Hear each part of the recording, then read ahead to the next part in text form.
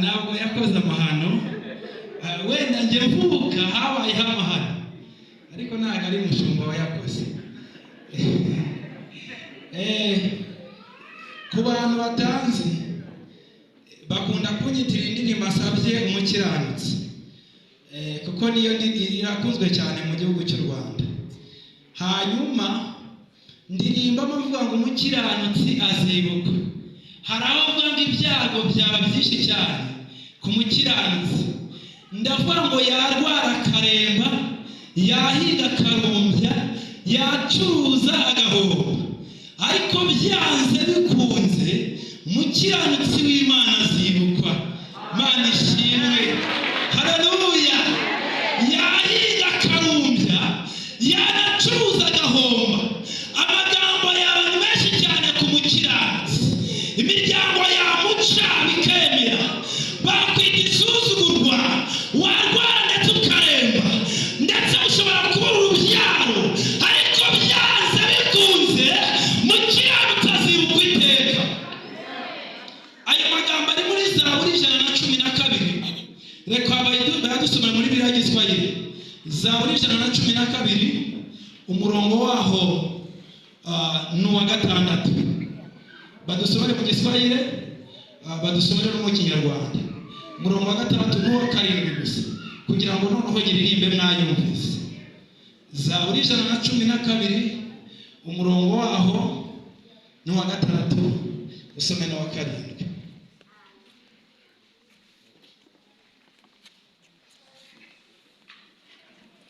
Wahageze dusomere. Kwa maana hataondoshwa kamwe mwenye haki, atakumbukwa milele. Hataogopa habari mbaya, moyo wake u imara, mtumaini Bwana. Ndumva mu Giswahili muvuga neza, noneho Ikinyarwanda mutaruha yagiye, reka nanjye mbasomera aya magambo umve mu Kinyarwanda.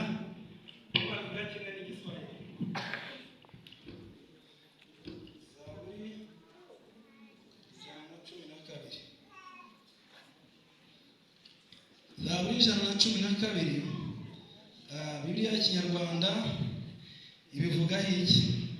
Bibiliya y'Ikinyarwanda iravuga ngo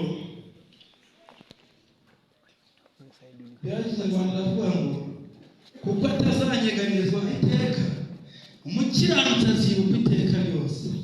Ntazatinya inkumbi, umutima we urakomeye wiringiye Uwiteka Imana ishimwe.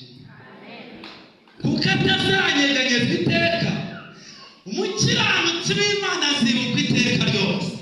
Umutima we urakomeye wiringiye Uwiteka, umutima we urahamye wiringiye Imana. Haleluya. Iyo ndirimbo nibayishyiremo tuyiririmbe. Narigize ngo tujye turirimba twumvishije aho byaturutse. Hari umuririmbyi wacu ukunda kuvuga ngo biva muri uyu mwuga. Biva muri uyu mwuga, ntabwo ari amashuri, ntabwo ari uburanga, ahubwo biva muri uyu mwuga. Ariko murabona ubwiza bw'Imana butari hano hantu. Ndimo ndumva Imana ngewe. Haleluya. Handitseho umukiranutsi ku cyumba cya bavuge.